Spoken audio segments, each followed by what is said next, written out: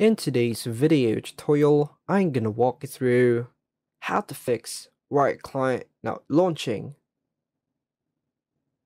First, right click on the Riot client and select Run as administrator. If this doesn't work, try the second option. If you have the Riot client open but you can't see it, open the Task Manager. Forcefully close the app and then try opening it again normally.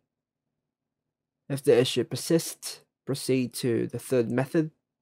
Right click on the Riot client, go to Properties, navigate to Compatibility tab, and run this program in compatibility mode for boxes. Make sure it's set to Windows 8. After making these changes, click Apply and then OK. Finally, open the Riot client to play a game. That's all for now, folks. Thanks for watching.